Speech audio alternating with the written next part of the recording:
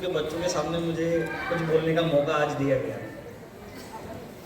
मेरे बोलने का विषय तो मैं घर से बहुत अच्छे से लेकर आया था, लेकिन इतने बड़े बड़े वैज्ञानिक देखकर मैं भी डर गया हूँ कि मैं क्या कहूँ और कैसे कहूँ, क्योंकि विज्ञान की समझ जो है वो हम ऐसे मानते हैं कि जैसे बड़े बड़े लोगों में होती है, वैसे मुझे ऐसा कुछ लगता नहीं, लेकिन बच्चे भी है बहुत बाय नेचर एक्सपेरिमेंटल होते हैं।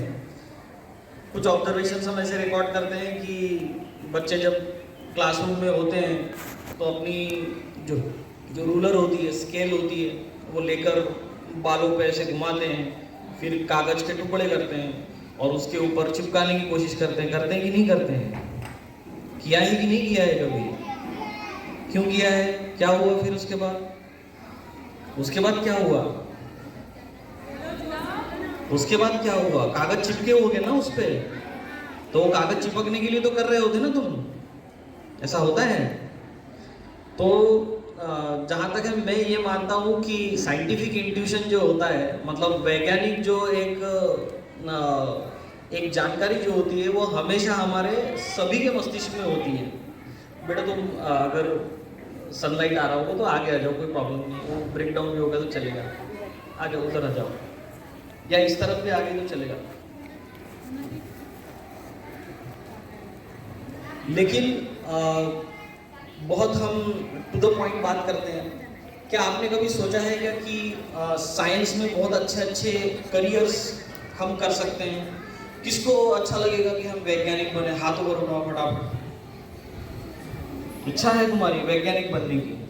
तुम्हारी भी इच्छा है वैज्ञानिक बनने की? क्या करोगे ऐसा लगता है तुम्हें आगे जाकर? कैसे बनोगे वैज्ञानिक? बताओ क्या करना है हमें फिर? पढ़ाई करनी है, ये बड़ी बात अच्छी बताई, पढ़ाई करनी है। तो दूसरा और एक बात, इसी का दूसरा एंगल ले लेते हैं।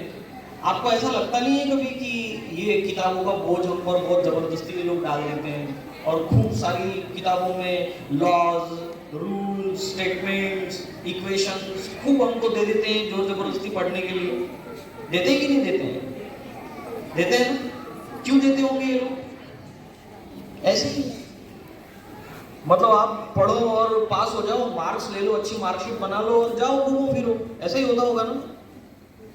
ऐसा नहीं है। देखो कि मतलब चाहे वो अमेरिका से लेकर हमारे यहाँ की पोजीशन तक हो, सब लोगों को एक ग्रेड एजुकेशन कंप्लीट करनी होती है। प्राइमरी एजुकेशन होता है, फिर मिडिल एजुकेशन होता है, फिर हाई स्कूल एजुकेशन होता है, फिर जूनियर कॉलेज होता है और फिर डिग्री होती है जिसको हम यूनिवर्सिटी कहते हैं। ये जो स्ट्रक्चर है पढ़ाई का, ये पूरी दुनिया में कॉमन है, ये कहीं अलग नहीं है। मतलब वो अमेरिका में भी यहीं पर आप भी हो। आपने कभी ऐसा सोचा होगा ना कि अगर आपको अमेरिका की यूनिवर्सिटी में कहीं अगर एडमिशन चाहिए होगी तो आप क्या यहाँ पढ़कर वहाँ जा सकते होगे? उनकी पढ़ाई तो अलग होगी ना? कुछ नहीं है, यही पढ़ाई है जो तुम यहाँ पढ़ते हो, यही पढ़कर वहाँ जाना है। यानी अगर आपको कल जाकर ऐसा लगता हो कि मैं अमेरिका की किसी यूनिवर्सिटी में अगर ग्रेजुएट करने जाऊँ, तो वो आपको कौन सा स्कोर देखेगा आपका? वो क्या देखेगा? कौन सी मार्कशीट देखेगा आपका? वही देखेगा कि बच्चा 1 से 10वीं कैसे पढ़ा है, 10वीं से 12वीं कैसे पढ़ा हुआ है, 12वीं उसने साइंस में की है क्या, यही देखते हैं वो भी लोग। जो न्यूटन्स के लॉ हम यहाँ पढ़ते हैं वही वहाँ पढ़ते हैं वो लोग, कोई अलग नहीं होता, कोई कुछ अलग नहीं होता। तो सबसे पहले ये चीज जानकारी में आना जरूरी है कि हम लोग जो यहाँ पढ़ते हैं वो वहाँ से कुछ अलग नहीं है, और हमारे सिर्फ पढ़ने का जो एक पॉइंट ऑफ इंटरेस्ट है वो अगर हमारा कुछ बदल जाए तो बहुत सारी चीजें हमारी जिंदगी में बदलाव हो सकता है। कितने लोगों को ऐसा लगता है कि आप अगर बड़े हो जाए तो सर मैं विदेश में पढ़ना चाहूंगा? हाथ ऊपर उठाओ। विदेश में पढ़ना चाहूंगा। वेरी गुड, बहुत ही अच्छा लगा मुझे ये सब देखकर, बहुत ही अच्छा लगा, वाह। तो आप लोगों के जो हौसले बुलंद हैं वो ऐसे ही हौसले बुलंद रखिएगा, क्योंकि होता क्या है कि जैसे जैसे हम हमारी पढ़ाई आगे बढ़ाते हैं, हमारे साथ संगत हमारे मित्र जो होते हैं, तो जनरली जैसे केमिस्ट्री में एक फ्रेज आपने पढ़ी होगी, लाइक डिसॉल्व्स लाइक नाम का एक नियम होता है कि पोलर सॉल्वेंट पोलर सॉल्यूट में डिसॉल्व होता है, ऐसा है। तो क्या होता है कि आपके हौसले को नीचे गिराने के लिए 90 लोग काम करेंगे और ऊपर उठाने के लिए शायद 2 या 3 या 10 लोग काम करेंगे। बहुत हो गया।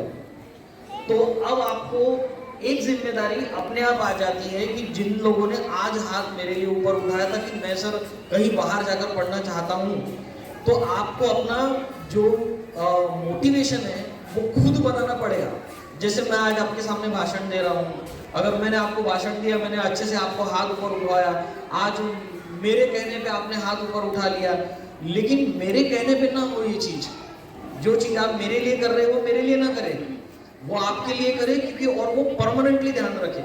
जब आप घर में हो या आप अपने किसी जगह पर पढ़ाई के लिए बैठे हो, तो हमेशा अपने लिए आपने जो भी सपना देखा है वो सपने तक पहुंचने के लिए रास्ते आपके स्कूल से ही जाते हैं।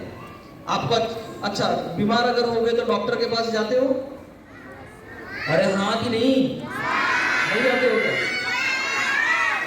हाँ, सुनाई दे दिया मुझे। हाँ हाँ, अच्छा तो फिर डॉक्टर कभी स्कूल गया होगा? नहीं ना? वेरी गुड, मैं वही चाहता हूँ। डॉक्टर कभी स्कूल गया होगा? नहीं, वेरी गुड। डॉक्टर भी तुम्हारे जैसी कभी ऐसे यहाँ सामने बैठा हुआ था, बाद में वो धीरे धीरे फिर उसने कौन सी क्लास पास की होगी, पहले उसने 4th स्टैंडर्ड मतलब 1 से 4th पास की होगी, फिर 5th स्टैंडर्ड गया होगा, फिर 10th स्टैंडर्ड गया होगा, फिर 11th 12th में साइंस ऑप्ट किया होगा, फिर उसने नीट का एग्जाम दिया होगा, NEET national engineering and entrance examination for medical entrance, वो दी होगी, फिर उसके कई मार्क्स आए होंगे, उस मार्क्स को फिर कंपाइल किया गया होगा, फिर बहुत सारी कॉलेजेस की वैकेंसी को देखा गया होगा, फिर उसको वहाँ एडमिशन दिया होगा, फिर उसने 5.5 साल अपने वहाँ गुजारे होंगे, फिर उसको शरीर को काटना कैसे है, फिर उसमें से सर्जरी कैसे करनी है, मेडिसिन को समझाया गया होगा कि मान लो कि अगर आपको बुखार है तो कौन सी गोली देनी चाहिए, कौन सी गोली का एक्शन कैसे होता है, कौन सी गोली का रिएक्शन कैसे होता है, इतना सारा पढ़ लिया होगा तभी जाके तो हम उसके पास गए ना। कभी ऐसा हुआ कि आपको अगर बीमार हुए और आप ऑल ऑफ अ सडन किसी दुकानदार के पास चले गए? मुझे बताओ कि कोई मेडिसिन जो है वो किसी किराने की दुकान में मिलेगी क्या? क्योंकि उसकी जानकारी होना जरूरी है ना। तो उसकी जानकारी होना अगर जरूरी है तो स्वाभाविक है कि उसके सारे रास्ते ये समझ लो कि आपके स्कूल से ही जाते हैं। यानी अब हम बात करते हैं कि अगर मैं बड़ा होकर बनना चाहूँ तो मैं क्या क्या बन सकता हूँ, क्या क्या बन सकता हूँ, और मेरे लिए साइंस में अपॉर्चुनिटीज कितनी कितनी है। बहुत सारे काम होते हैं। देखो, हवाई जहाज उड़ाना एक काम है, हाँ या ना? तो वैसे हवाई जहाज बनना भी तो एक काम है ना। तो वो लोग क्या करते होंगे? हवाई जहाज को असेंबल करते होंगे, उसके पंख लगाते होंगे, कितनी सारी चीजें होती होंगी। आपने कभी कागज का प्लेन बनाया है कि? अब मुझे एक बात बताओ कि सारे प्लेन, सारे कागज के प्लेन एक दिशा से एक जैसी कभी उड़े हैं क्या? कभी आज अलग उड़ता है ना उसको। अभी तो हम कागज का प्लेन उड़ा रहे हैं। आप कल जाके बड़े हो जाओगे तो प्लेन में बैठकर उड़ोगे कि नहीं? अगर आपको फॉरेन यूनिवर्सिटी जाना होगा तो, और उस प्लेन के पंख अगर सही नहीं रहे तो आपको इतनी सारी बारीकी से काम करना है। अच्छा, एक छोटा और एक बात बता देता हूँ। देखो ये लोग कैसे काम करते हैं। आप रहते हो धरती पर और आपका टेम्परेचर आपको कहाँ का पता है? मार्स का पता है। आपकी टेम्परेचर, आपका वहाँ का टेम्परेचर पता है, वहाँ की ग्रेविटी पता है। ये सब हम ऐसा हुआ है कि कभी कि वहाँ से यहाँ से थर्मोमीटर उठा कर लेके गए और सूरज का टेम्परेचर चेक किया और फिर यहाँ पे अपनी लैब बुक में लिखा कि इसका टेम्परेचर इतना इतना, ऐसा होता है क्या? तो साइंस में सारे ऑब्जर्वेशंस बहुत इंपॉर्टेंट होते हैं। साइंस में करियर की बहुत एनॉर्मस अपॉर्चुनिटीज होती है। अब मुझे बात करनी इसलिए पड़ रही है कि हमारा जो यहाँ पे सामने क्राउड है वो डाइवर्सिफाइड है। मतलब KG से बच्चों के लेकर 12th तक बच्चों के लिए यहाँ पर है। तो मैं साइंस को जनरल तरीके से कैसे सीखना चाहिए इस पे बात करूंगा, और साइंस सीखने के फायदे आपको बताऊंगा, क्योंकि विज्ञान के बिना हमारा जीवन अधूरा है। चलो मैं आपको एक सवाल पूछता हूँ। पहला सवाल पूछूं क्या? मैं बताओ, काले कपड़े किसने पहने हैं? काले कपड़े जिन लोगों ने पहने हैं। अब अगर तुम धूप में घूमोगे तो तुम्हें ज्यादा गर्मी लगेगी। कल चलकर अगर तुम व्हाइट टी-शर्ट पहन के आओगे तो महसूस करना कि तुमको टेम्परेचर उतना ही फील होता है क्या? क्यों?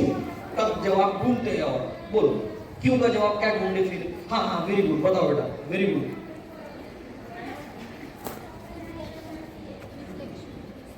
What is saying? हाँ, बहुत बढ़िया, बहुत ही बढ़िया, वेरी गुड।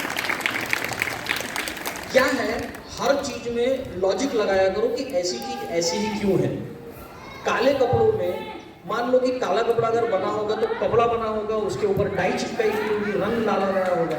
तो ये जो रंग है, ये रंग के अंदर भी जाना पड़ेगा हमको, इसके एटम मॉलिक्यूल्स तक जाना पड़ेगा, और फिर ऐसा आपको दिखेगा कि उसके जो इलेक्ट्रॉन के ट्रांसफॉर्मेशन है, अब आप लोग छोटे बच्चे इसको समझ नहीं पाएंगे, लेकिन जो आपके 11th-12th वाले बच्चे हैं वो थोड़ी थोड़ी समझने की कोशिश इसको कर सकते हैं।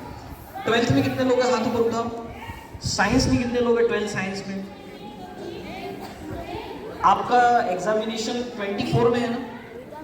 24 में 12th का एग्जामिनेशन रहेगा आपका। आपने कोऑर्डिनेशन कंपाउंड नाम पढ़ा है? कोऑर्डिनेशन कंपाउंड नाम का चैप्टर है, पढ़ा है?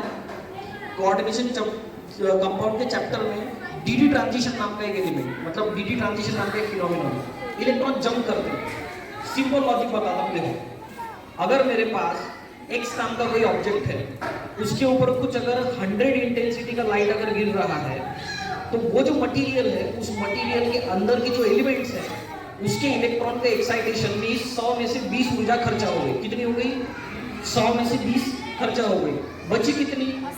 80। तो वो 80 बाहर निकल जाएगी। अब ये ऊर्जा जो बाहर निकलती है उसको हम दो तरीके से देख सकते हैं, या तो उसका रंग के स्वरूप में दिखता है, या तो उसकी हीट एनर्जी के स्वरूप में दिखता है, बराबर है?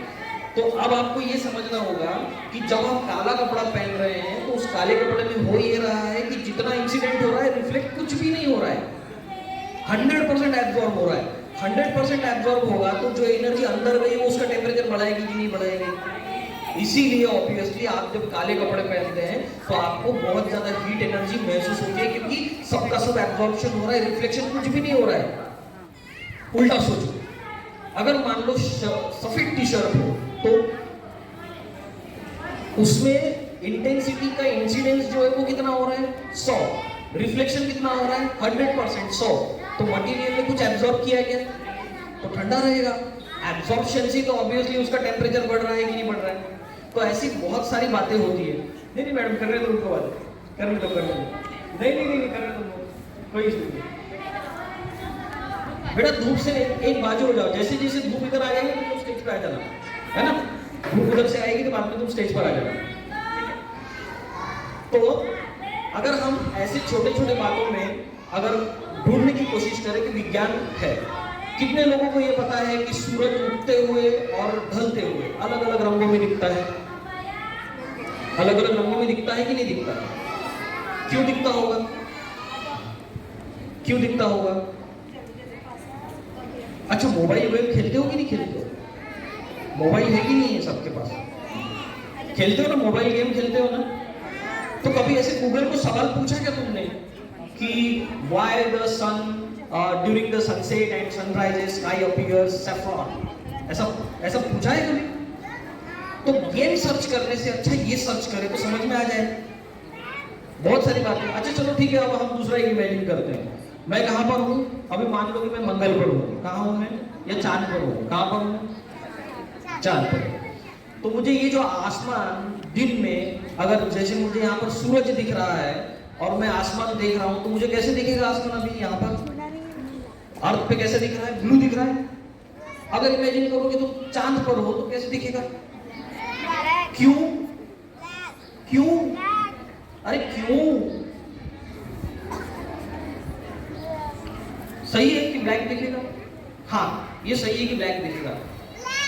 क्यों? क्यों का जवाब कौन ढूंढेगा? साइंटिस्ट बनना है ना तुम्हें? तो साइंटिस्ट का काम होता है कारणों को ढूंढना, कि ऐसा क्यों होता है, ऐसा क्यों होता है। वो हमेशा अपने सर पर एक क्वेश्चन मार्क लेके चलता है। तो क्या पूछोगे तुम? हमेशा क्वेश्चन पूछोगे, क्यों? बराबर है ना? बोलो। अरे क्या बात है, वेरी गुड, अच्छा जवाब दिया इसने। खड़े हो जाओ, तुम्हारा नाम बताओ। ऋषि। कौन सी क्लास में पढ़ते हो तुम? तुम बनोगे साइंटिस्ट जरूर। इसका जवाब सुना क्या? इसने जवाब अच्छा दिया। वो कहता है कि अगर आप मून की बात कर रहे हो कि मून पे एटमॉस्फेयर नहीं है, एटमॉस्फेयर नहीं है इसलिए वहां ब्लैक दिखेगा, और यहाँ एटमॉस्फेयर इसलिए ब्लू दिखेगा। बहुत ही बढ़िया, वेरी गुड, एक्सेलेंट, मस्त, एकदम अच्छा जवाब है उसका। अच्छा, एटमॉस्फेयर क्या होता है बताओ? हाँ, खड़ी हो जाओ, बताओ। जो अर्थ रहता है, हाँ, उसके ऊपर एक हवा का ब्लैंकेट होता है, हाँ, तो ये एटमॉस्फेयर होता है। अच्छा मुझे बताओ कि तुम ऐसे ही कपड़े पहनकर अगर चांद पर चली जाओ, बराबर, ऐसे ही कपड़े पहनकर अगर तुमको हमने प्लेन में बिठा दिया और तुम चांद पहुंच गई, तो क्या हम वहां सांस ले पाएंगे? क्यों नहीं? वहां सांस नहीं होती, कौन होती होगी? कौन होती है फिर? एयर होती नहीं है। Too good, very good. तो तुमको तो मतलब साइंटिस्ट बनने के जो जो बेसिक चीजें जो है वो तुम्हें बहुत अच्छे से पता है। अच्छा तुम्हें बताओ, अब हम बहुत अच्छे से काम करते हैं, मतलब मुझे जो एक जायजा लेना था कि साइंटिफिक जो इंटरेस्ट है वो आप लोगों में है या नहीं है, वो बहुत अच्छे से है और आपकी लेवल भी एक मस्त लेवल पर मैं देख रहा हूं कि आप सब लोग उस लेवल पर हो, आप अच्छा करियर कर सकते हो। बैठ जाओ, मुझे बताओ साइंटिफिक फील्ड में हम कौन कौन से जॉब कर सकते हैं और क्या क्या काम कर सकते हैं। चलो एक थोड़ा सा सवाल लेते हैं, मैं 11-12 के लिए एक खास सवाल पूछता हूँ। मुझे बताओ कि अगर आपको IIT अगर जाना हो, बातें चलती है नहीं ये लोग, क्योंकि आजकल जैसे 11-12 साइंटिफिक फील्ड में अगर हम आ जाते हैं तो ये लोग हमेशा बोलते हैं कि चलो हम आप लोग IIT JEE की प्रिपरेशन कर रहे हो। क्या होता है ये IIT क्या होता है? अच्छा तुम्हें ऐसा लगता है कि सर वहां तो IIT जाना इम्पॉसिबल है लगभग, ऐसा लगता है कितने लोगों को? हाथ ऊपर उठाओ, उसका जवाब मैं देता हूँ। You can raise up your hands कि हाँ सर मैं ऐसा सोचता हूँ कि वहां जाने के लिए बहुत ज़्यादा मेहनत करनी पड़ेगी और वहां पहुंचना नामुमकिन है, मुश्किल है, ऐसा कुछ किसी को लगता है क्या? किसी को लगता है? The 12 students, 11th and 12th standard students, do you feel that is it difficult to approach to IIT? अच्छा क्या करना पड़ेगा? क्या करना पड़ेगा अगर आपको IIT एडमिशन चाहिए तो क्या करना पड़ेगा? कौन सा एग्जाम देना पड़ेगा? कौन सा एग्जाम देना पड़ेगा? JEE देना पड़ेगा। JEE के दो सेगमेंट्स होंगे, JEE का एक सेगमेंट होगा JEE मेंस और दूसरा सेगमेंट होगा उसका JEE एडवांस।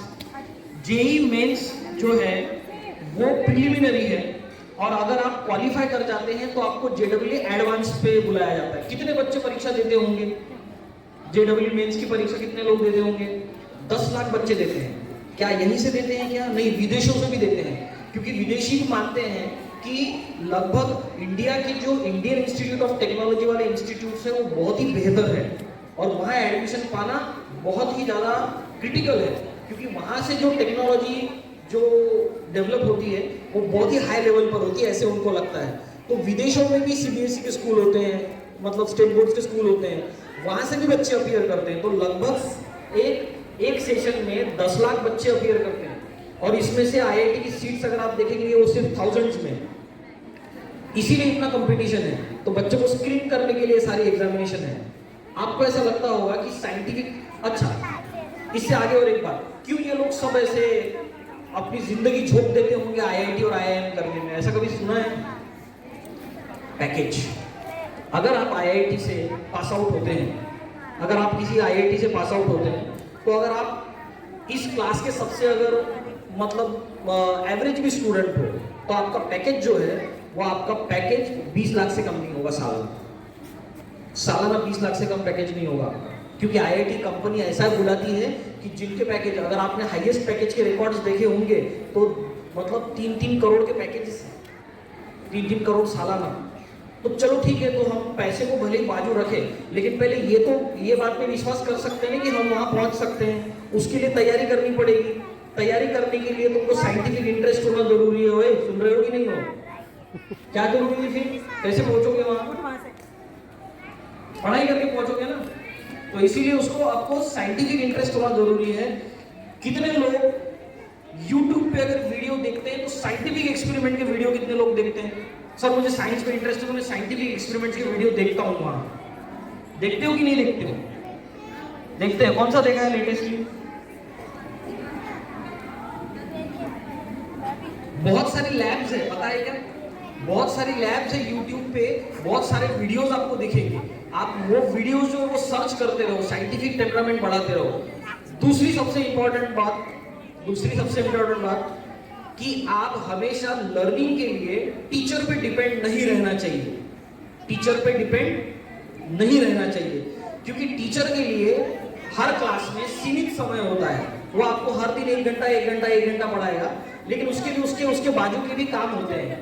तो जब तक आपके पास सेल्फ मोटिवेशन न हो तब तक हम साइंस में अच्छा करियर नहीं कर सकते। आज अगर मैं 11-12 के बच्चों को पूछूं तो कितने लोगों ने अपना मकाम तय कर लिया है कि सर मुझे यहाँ जाना है? कितने लोगों को इंजीनियरिंग करना है ऐसा लगता है? अब मैं फील्ड पे आता हूँ। How many of you do feel that you need to go for the engineering? हाथ ऊपर उठाओ। देखो, जबरदस्ती बिल्कुल नहीं है, अपना सेल्फ मोटिवेशन हो। मैं आपको रास्ता दिखाने के लिए आया हूँ, कैसे पहुंचते हैं वहां पर ये बताने के लिए आया हूँ। एक तुम हो, कितने लोग हैं कि जो मेडिकल फील्ड में जाना चाहते हैं? Okay, second one. तो तुम दोनों के दिमाग में लॉजिक क्लियर, मेडिकल फील्ड में जाना चाहते हो, लॉजिक क्लियर है कि अगर तुमको इंजीनियरिंग जाना है तो which exam you need to pursue? JEE और MHTCET। Have you started preparing for it? अपनी तैयारी शुरू कर दी है? क्योंकि सोचने से नहीं बनेगा, स्कोर आने से बनेगा। तुमको तो एक अच्छी बात बता देता हूँ इस एग्जामिनेशन के बारे में। JEE का जो एग्जामिनेशन होता है उसके लिए भी 11-12 का सिलेबस वही होता है जो स्टेट बोर्ड के स्टूडेंट पढ़ते हैं, कोई अलग नहीं होता। आप सिर्फ आपकी टेक्स्ट बुक बड़े अच्छे से पढ़ो, इतनी अच्छे से पढ़ो कि उसकी एक एक लाइन आपको सही ढंग से याद हो जाए, और हमेशा टेक्स्ट बुक पे बहुत जोर डाल के पढ़ना। आपने देखा होगा JEE की इतनी बड़ी बड़ी नोट्स, बड़ी बड़ी किताबें, बहुत सारी चीजें आपको आपके सामने आती होंगी, लेकिन इन सब के रास्ते जो है वो आपके टेक्स्ट बुक से गुजरते हैं। आपकी टेक्स्ट बुक जो है बिल्कुल अंडरलाइन लेके एक एक लाइन पढ़ना, और एक एक लाइन का एक एक शब्द का अच्छा मीनिंग पढ़ना, तुम आराम से जा सकती हो। दूसरी बात, कॉलेज के 2 टाइप्स होते हैं। कुछ टाइप होते हैं जो पूरे गवर्नमेंट होते हैं, कुछ टाइप होते हैं जो 100% प्राइवेट होते हैं, बराबर। गवर्नमेंट के लिए अगर तुमको एडमिशन चाहिए तो तुमको JEE और MHTCET से जाना है, और प्राइवेट में भी तुम जब तक MHTCET JEE दोगी नहीं तब तक तुम्हारा एडमिशन होगा नहीं, चाहे वो नॉन जीरो स्कोरिंग क्यों ना हो, वो चाहिए। MHTCET के एग्जाम के बारे में कुछ जो चीजें मुझे पता है मैं बता देता हूँ। MHTCET का एग्जाम जो है उसका जितना पेपर आता है वो पूरा, अगर तुम तुम्हारी अभी 11-12 की जितनी फिजिक्स, केमिस्ट्री, मैथ्स की टेक्स्ट बुक्स है वो बहुत अच्छे से पढ़ लो, you will go for it. जितने भी इंजीनियरिंग कॉलेजेस है जो सरकारी फंडेड है, मतलब महाराष्ट्र स्टेट गवर्नमेंट के फंडेड है, उनमें JEE के थ्रू एडमिशन नहीं होता, उनमें MHTCET ही लगता है। अगर तुम्हारा MHTCET का स्कोर मान लो कि अच्छा है तो तुम वहां जा सकती हो, लेकिन अगर तुम्हारा JEE का स्कोर अगर है ही नहीं तुम्हारे पास, तब भी तुम्हारा वहाँ एडमिशन वहाँ पे होगा नहीं, क्योंकि उनके पास कोटा ही नहीं होता। अरे IIT में अगर जाओगे तो IIT वाले MHTCET का स्कोर नहीं देखते। ये है, ये वाली जो चीजें है वो अभी से चालू कर दो।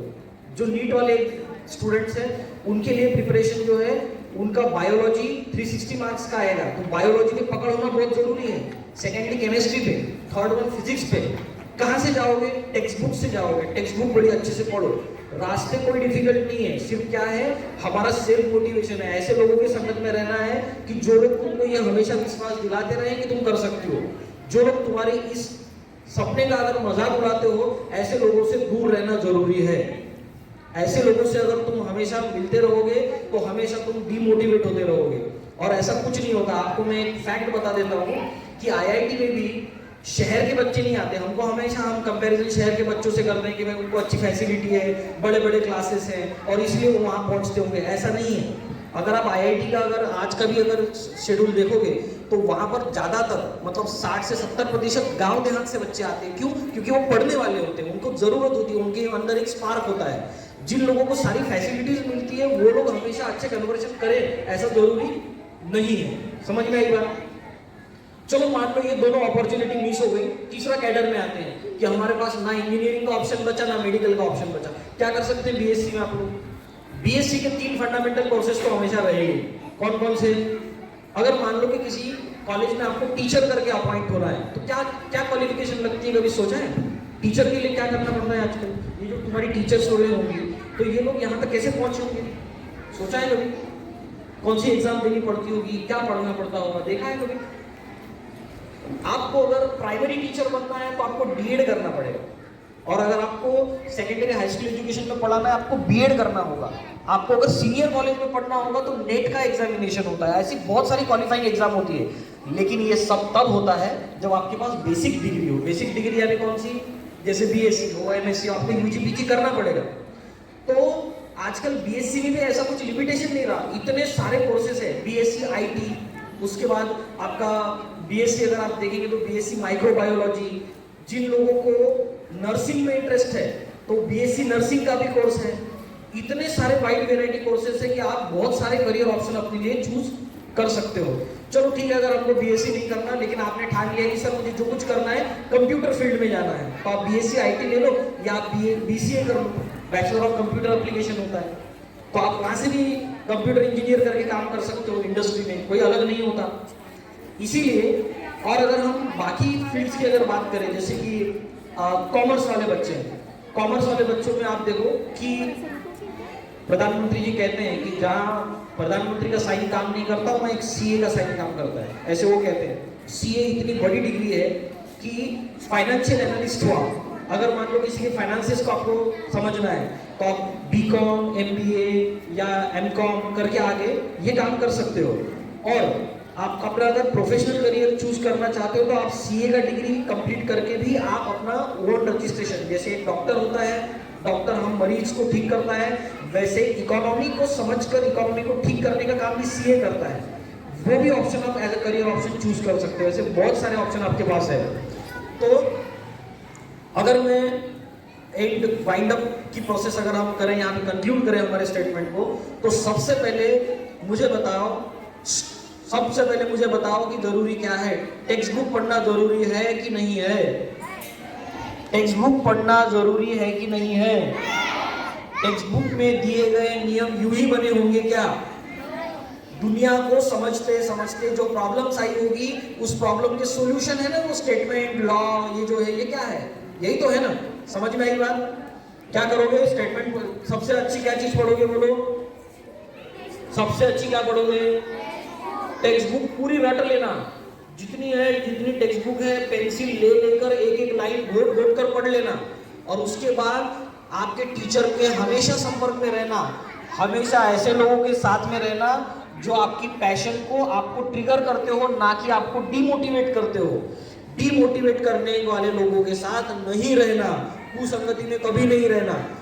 देखो, अगर आपको कोई दोस्त बुलाने आता है घर पर कि मेरे साथ बाहर खेलने चलते हो क्या, तो आप खेलने के लिए जरूर जाओ, लेकिन ऐसा ना हो कि खेल के चक्कर में आप पढ़ाई मिस कर जाओ। क्योंकि स्वाभाविक है कि हम सारे कहाँ से आते हैं, किस बैकग्राउंड से आते हैं। आपको ऐसा नहीं लगता कि हमारे मम्मी पापा को हमने बहुत बड़ा घर देना चाहिए, बहुत बड़ी गाड़ी देनी चाहिए, खुश देखना चाहिए, ऐसा नहीं लगता सब लोगों को? अरे लगता है कि नहीं? तो क्या करोगे फिर? पढ़ाई करोगे। पढ़ाई कैसे करोगे? टेक्स्ट बुक से करोगे। जितनी टेक्स्ट बुक है सब रटो। अगर हम टेक्नोलॉजी का फायदा लेना चाहते हैं तो टेक्नोलॉजी के लिए क्या करोगे? वीडियो देखोगे। कौन सी वीडियो देखोगे? साइंस की वीडियो देखोगे। कौन सी वीडियो देखोगे? तो हमेशा ध्यान रखना, साइंस की वीडियो देखो, अपने करियर का सेटलमेंट आज ही करो। कितने 6वीं के विद्यार्थी है, 7वीं के विद्यार्थी है जिन लोगों ने आज ही तय कर लिया कि मुझे क्या बनना है? हाथ ऊपर उठाओ, मुझे देखना है कितने लोगों ने अपना करियर प्लानिंग कर लिया है। करियर प्लानिंग कर लिया है अपना? क्या बनना है? मुझे साइंटिस्ट बनना है। तुम्हें क्या बनना है? क्या बनना है? ये जवाब मेरे जैसा कोई भी यहाँ आए तो आपके पास तैयार होना चाहिए और बोल्डली खड़ा होकर बताते आना चाहिए आपको कि मुझे ये बनना है और ये रास्ता मुझे पूरा पता है कि यहाँ पहुँचने के लिए क्या क्या परीक्षाएं देनी पड़ती है, कैसे पहुँचना पड़ता है। किसी ने अगर तुमको पूछ लिया कि मुझे टीचर बनना है, अगर जब तुम बोलती हो तो तुमको ये पता होना चाहिए कि टीचर बनने के लिए मुझे कौन सी क्वालिफिकेशन चाहिए, कौन सी डिग्री चाहिए, कौन सी परीक्षाएं देना चाहिए। ये सब आपके पास पूरे चीजों का आंसर होना चाहिए। चलो, बातें समझ में आई क्या सबको? फिर से एक बार, आवाज सुनाई नहीं दी, बातें समझ में आई? अब मैं समझ पा रहा हूं कि भूख लगी है। चलो, thank you very much everyone, जो बातें बताई है